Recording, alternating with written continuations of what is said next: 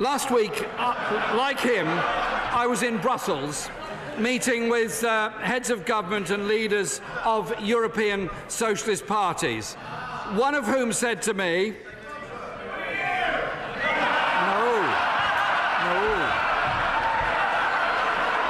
No, what they said, Mr. Speaker,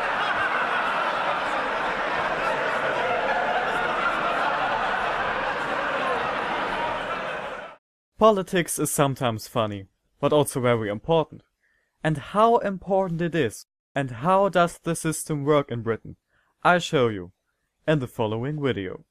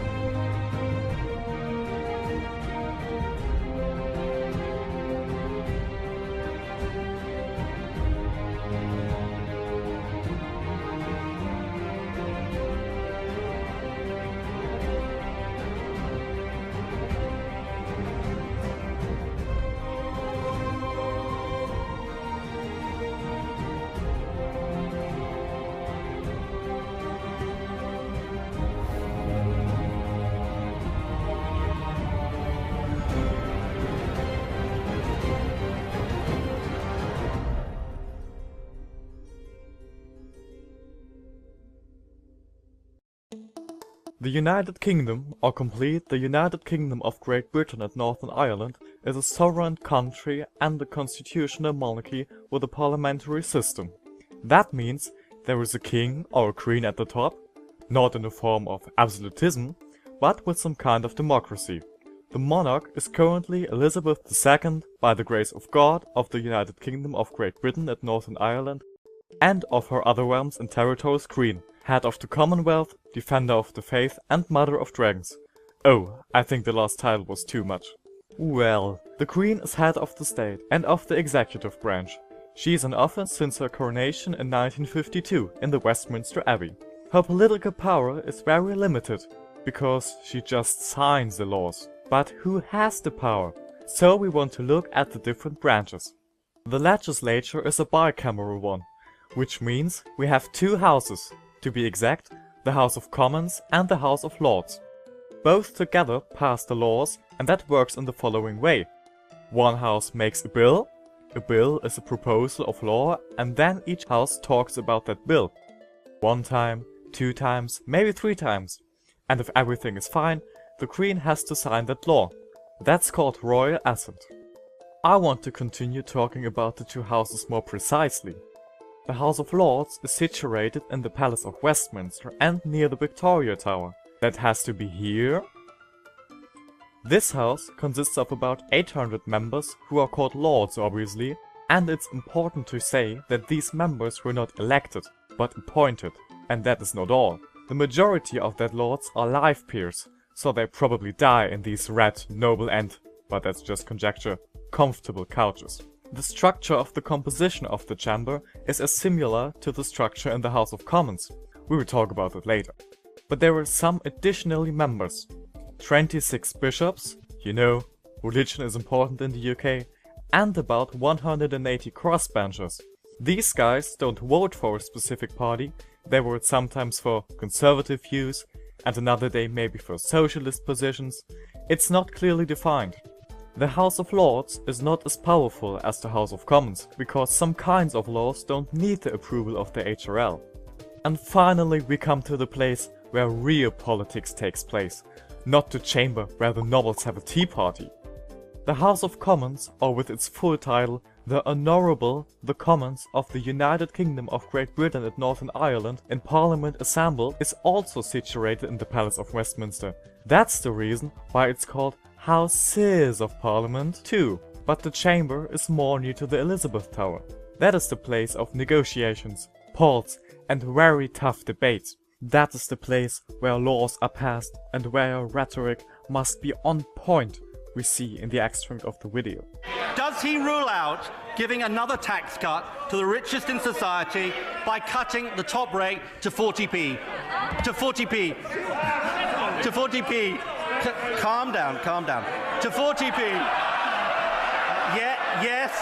Yes or no?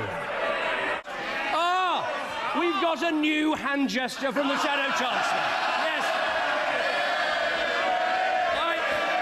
I would have thought after today's briefing in the papers, the hand gesture for the Shadow Chancellor should be bye-bye.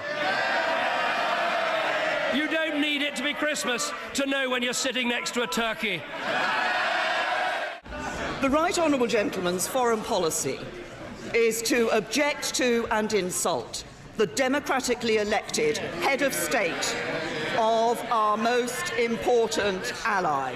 Let's just see what he would have achieved in the last week. Would he have been able to protect British citizens from the impact of the executive order? No. Would he have been able to lay the foundations of a trade deal? No. Would he have got a 100% commitment to NATO? No. That's what Labour has to offer this country. Less protection for British citizens, less prosperous, less safe.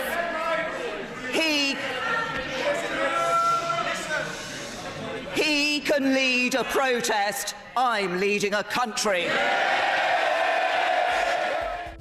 Let's take a look at the House of Commons itself. The main difference to the House of Lords is the fact that all 650 honourable members are elected, but the electoral system is something for a later moment. The composition of this house, to be exact, the place where the members actually sit, is quite interesting, because it differs extreme from the German order. In the UK we have two sides. On the one hand side we have Her Majesty's government, in most cases the party with the absolute majority, currently the Conservative Party with 329 seats. On the other hand side we have Her Majesty's more loyal opposition, presently the Labour Party. Then there are a lot of smaller parties lovely named other opposition parties, currently 10 other ones. The leader of the chamber is the Speaker, most commonly a member of the government party, but of course he or she has to be impartial, because both the government and the opposition need to have a chance at debate. At the moment the speaker is John Bercow from the Conservative Party, of course. That is this guy. Mr. David, order! Order! Miss Order! Order! Order! Order! Order! Order, I say to the Children's Minister, try to calm down and behave like an adult, and if you can't, if it's beyond you, leave the chamber, get out, we'll manage without you. And you see, his order is not as effective as it should be in some cases. And it is quite interesting, because it is forbidden to show your expressions in form of shouting or giving applause. But anyway, this parliament is much louder than for instance the German one. That could occur considering the honourable members can say aye or no if they like or dislike something. Another important thing you should know about the House of Commons is its voting system inside the chamber. Well, because you don't just raise your arm if you are in favor of the motion or not, but you have to shout loudly either aye or no, the same two words they say all the time if the parliament is in session. And the speaker has to hear which word is more often called. Suspended without opinion, say aye. Aye. The contrary, no. The last thing I want to mention about this institution is the fact that it is extremely against the habit that a lord simply walks in the chamber of the House of Commons. But if the parliamentary session begins with the state opening of Parliament and the Queen makes a speech in the House of Lords, the gentleman usher of the Black Rod, that is the lord who represents the monarch in the House of Lords, has to enter the Commons chamber to summon the members, so the doors are traditionally slammed shut in his face, and then he has to knock 3 times with his black rod, and only then is granted admittance.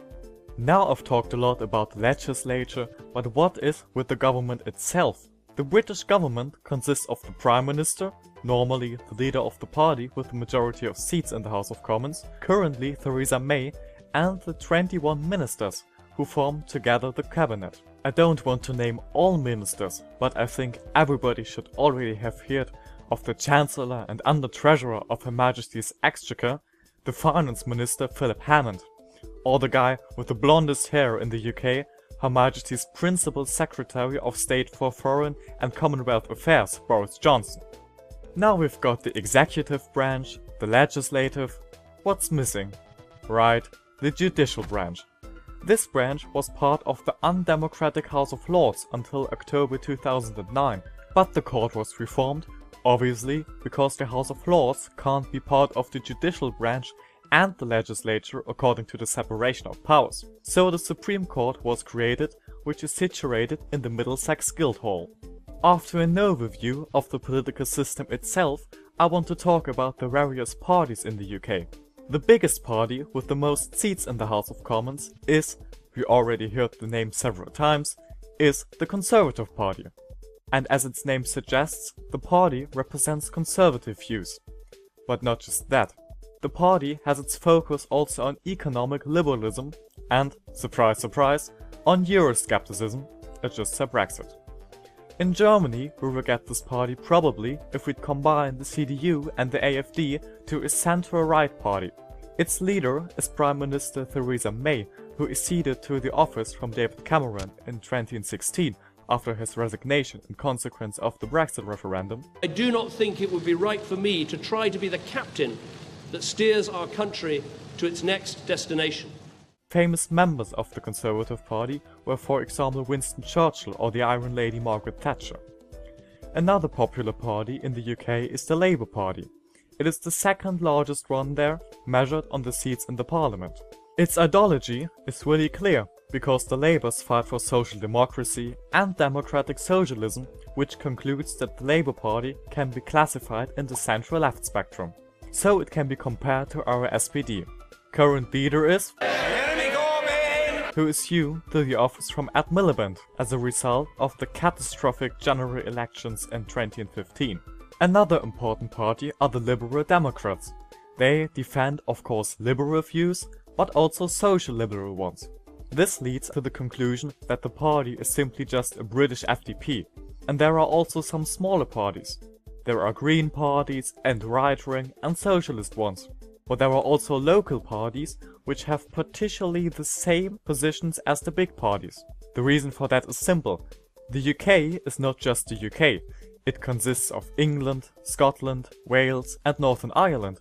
So there are national Irish, Scottish and Welsh parties too.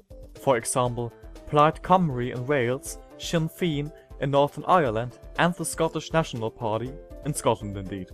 And there is some interesting information for you about Sinn Féin. The party has currently 4 seats in the House of Commons. However, you have never seen a member of that party in the lower house. That is because the members of Sinn Féin are very proud of their Irish origin, and if they wanted to sit in the House of Commons, they would have to take an oath on the Queen, which is the last thing they would do. Due to this, they remain absent.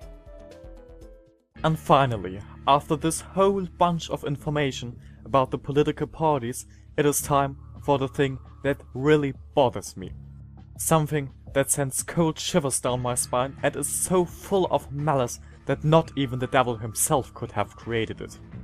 And to explain what I mean, I show you an example.